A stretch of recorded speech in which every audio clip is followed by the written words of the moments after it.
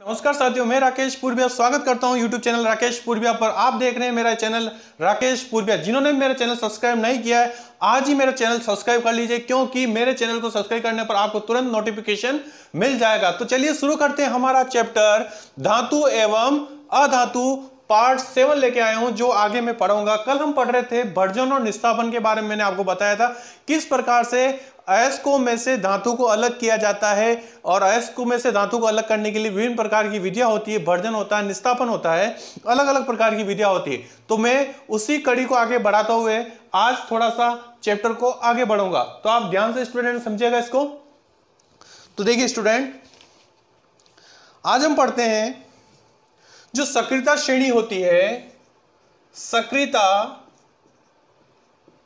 श्रेणी में नीचे आने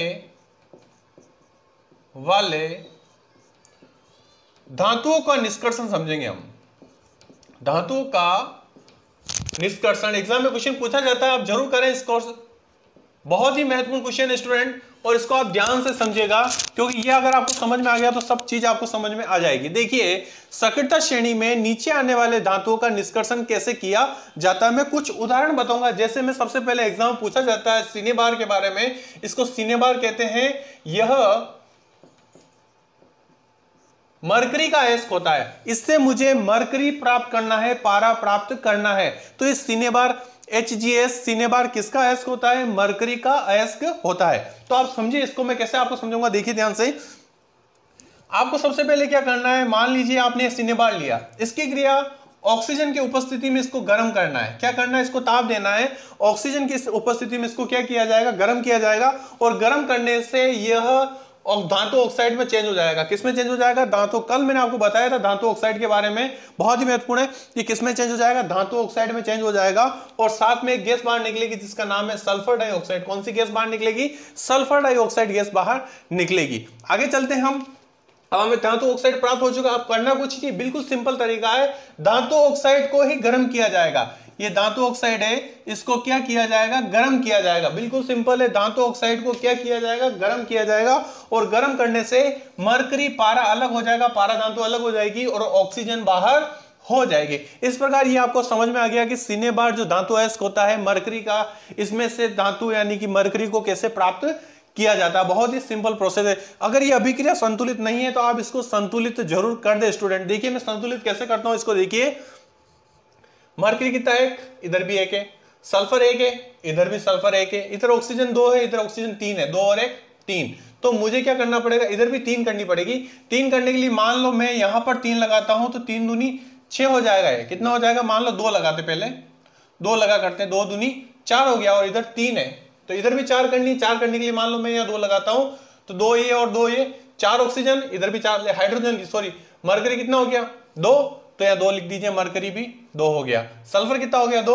इधर सल्फर कितना है? 1। तो इधर भी मुझे 2 करने के लिए क्या करना पड़ेगा? यहाँ पर 2 लिखना पड़ेगा। जैसे ही मैं 2 लिखूंगा तो ऑक्सीजन कितना हो जाएगा? 2 दूनी 4, 5 6 ऑक्सीजन हो जाएगा। तो मुझे यहाँ 6 करने के लिए यहाँ 3 लिखना पड़ेगा, और ऑक्सीजन 6 हो जाएगा, और ये अभिक्रिया आपकी संतुलित हो जाएगी। नेक्स्ट चलते हैं, इसको भी हम संतुलित कर लेते हैं। अगर ये संतुलित नहीं है तो देखिए स्टूडेंट, मरकरी 1 है, मरकरी के ऑक्सीजन 1 है, इधर 2 है, तो इधर 2 करने के लिए मुझे 2 यहाँ लिखना पड़ेगा। जैसे 2 लिखूंगा ऑक्सीजन 2 हो जाएगा, मरकरी भी 2 हो गया, तो मैं यहाँ 2 लिख दूंगा, तो मरकरी भी कितना हो जाएगा? 2 हो जाएगा। तो ये अभिक्रिया आपको समझ में आगे होगी साथियों। आगे हम चलते हैं, कुछ और उदाहरण लेते हैं जो कि सक्रियता श्रेणी में नीचे आने वाली धातु है, उनको समझ लेते हैं। इनको हटा देता हूं। आप चाहें तो इसका एक स्क्रीनशॉट ले सकते हैं, ताकि क्या होगा, स्क्रीनशॉट लेने से आप इसको आसानी से समझ में आ जाएगा। तो एक स्क्रीनशॉट ले लीजिए आप स्टूडेंट। तो स्टूडेंट आपने ले लिया होगा स्क्रीनशॉट। अब हम आगे समझते हैं, इसको मैं हटा देता हूं।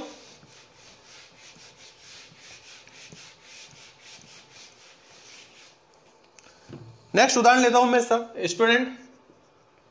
ये भी एक सल्फाइड अयस्क है कॉपर का। ये ऑक्सीजन से क्रिया करवाएंगे इसकी, इसको गर्म किया जाएगा, तो क्या प्राप्त होगा? धातु ऑक्साइड प्राप्त हो जाएगा, और साथ में कौन सी गैस बाहर आ जाएगी? सल्फर डाइऑक्साइड गैस बाहर आ जाएगी। अब ये धातु ऑक्साइड, इसको सिर्फ और सिर्फ आपको क्या करना है? बिल्कुल सिंपल तरीका है। धातु ऑक्साइड ले रखा है, इसको गर्म करना है, लेकिन बिल्कुल सिंपल तरीका है। गर्म, ये मैं ऑक्सीजन लिख देता हूं यहाँ।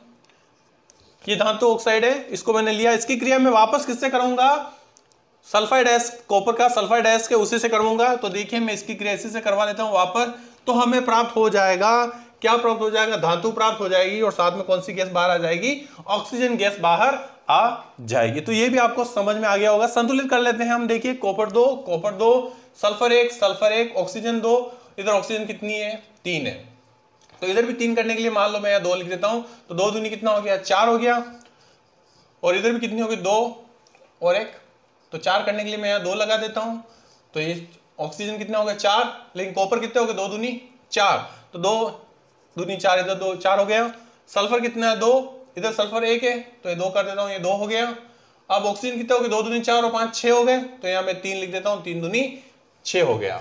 इसी तरह इसको देखिए आप, कॉपर 2 और 2 4 है, इधर 4 कर देते हैं, ये हो गया। ऑक्सीजन कितना 1 है, इधर 2 है, तो इधर 2 कर देते हैं, ये 2 हो गया। लेकिन कॉपर 2 दूनी 4 5 6 हो गया, तो ये कॉपर को मैं 6 कर देता हूं। तो इस तरह आपको ये समझ में आ गया होगा। तो ये बिल्कुल क्लियर है, बिल्कुल समझ में आपको आ गया होगा। अब इसको मैं हटा देता हूं स्टूडेंट, आपको ये समझ में आ गया।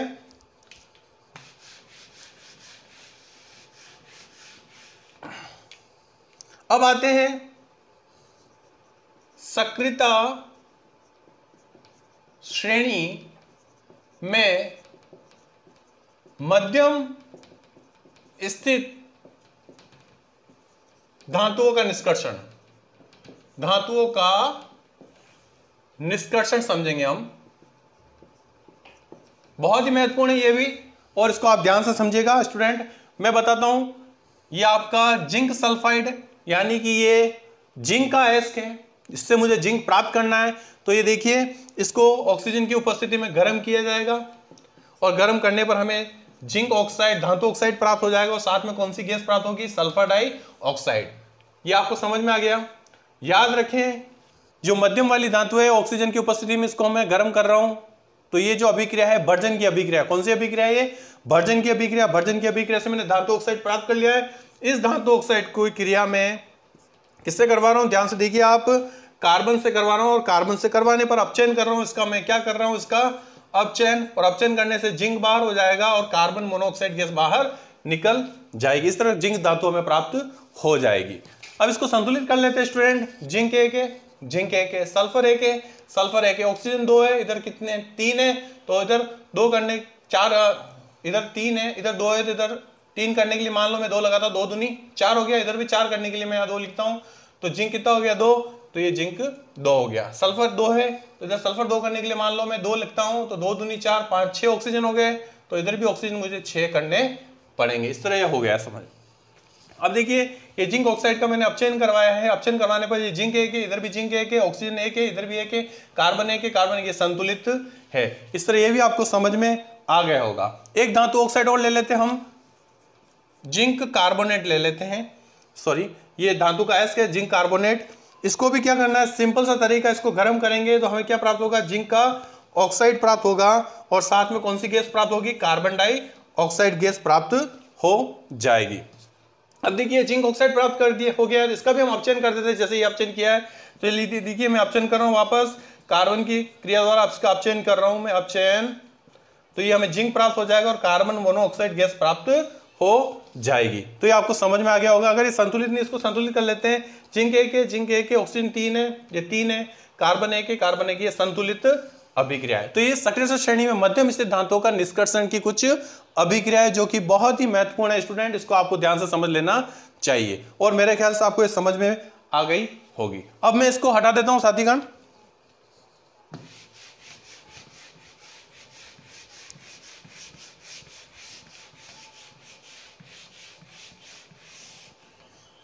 देखिए स्टूडेंट, धातु ऑक्साइड जो भी मैंने बताए थे, ऑक्साइडों से धातु प्राप्त करने की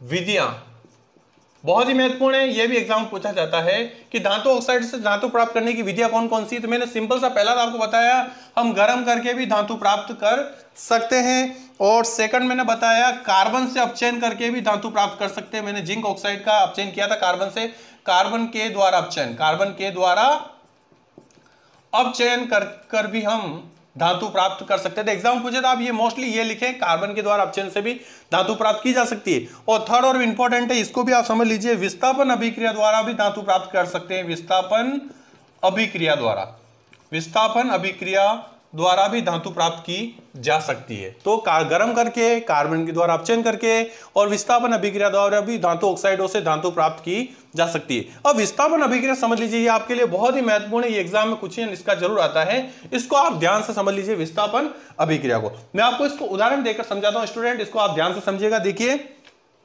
ये मैग्नीज ऑक्साइड है, क्या है ये? मैग्नीज ऑक्साइड है, धातु ऑक्साइड है, मैग्नीज ऑक्साइड है। इसकी क्रिया हम किससे करवा रहे हैं? एल्यूमिनियम से, और मैं इसमें से मैग्नीज को अलग करना चाहता हूं। तो ये क्या होगा, मैग्नीज अलग हो जाएगा और एल्यूमिनियम ऑक्साइड बाहर निकल जाएगा और साथ में उष्मा बाहर निकलेगी। तो हम जानते हैं ऐसी अभिक्रिया क्या कहलाती है जिसमें उष्मा निकलती बाहर? उष्माक्षेपी रासायनिक अभिक्रिया कहलाती है। तो ये क्या है? एक उष्माक्षेपी रासायनिक अभिक्रिया है और ये एक विस्थापन अभिक्रिया भी है, क्योंकि जो अधिक सक्रिय धातु होता है वो कम सक्रिय धातु को क्या कर देता है? बाहर कर देता है। तो एल्यूमिनियम क्या कर देगा? मैग्नीज को ऐसे आउट कर देगा, तो मैग्नीज धातु बाहर हो जाएगी और एल्यूमिनियम ऑक्साइड का निर्माण हो जाएगा। इसको हम संतुलित कर देते हैं स्टूडेंट। देखिए ध्यान से, मैग्नीज है, मैग्नीज है, ऑक्सीजन 2 है, इधर कितने? 3, इधर भी 3 करने के लिए मान लो मैं यहाँ 2 लिखता हूँ तो 2 दूनी 4 हो गया। इधर 4 करने के लिए मान लो यहाँ 2 लिखता हूँ तो 3 दूनी 6 हो गया। तो ऑक्सीजन इधर 6, इधर एल्यूमिनियम कितने हो गए? 2 दूनी 4, तो मैं 4 कर देता हूँ।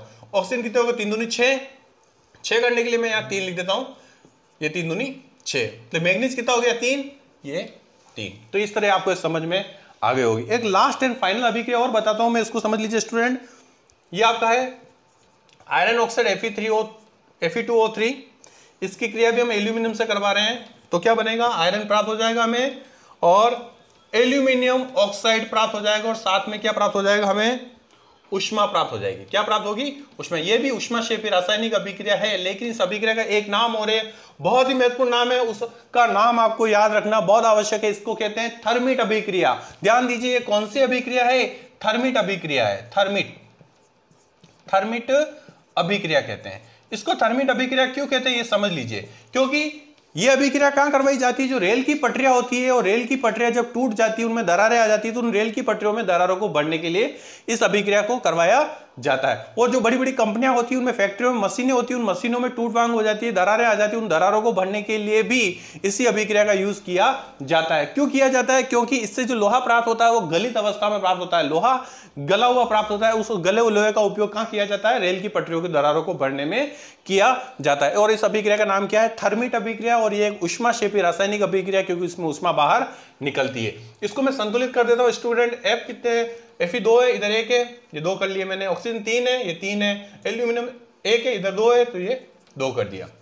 तो अभिक्रिया क्या हो गई? हमारी संतुलित हो गई। इस तरह साथियों, मैंने आज आपको सक्रिय श्रेणी के अंदर मैंने बताया तो कौन सी जो निम्न कैटेगरी की धातु होती है उसका किस प्रकार से धातु प्राप्त किया जाता है, और मध्यम कैटेगरी की धातु होती है उनसे धातु कैसे प्राप्त किया जाता है। तो मेरे ख्याल से आपको ये पूरा टॉपिक समझ में आ गया होगा। कल मैं फिर आऊंगा एक नए टॉपिक के साथ, नए जोश के साथ, नए जुनून के साथ।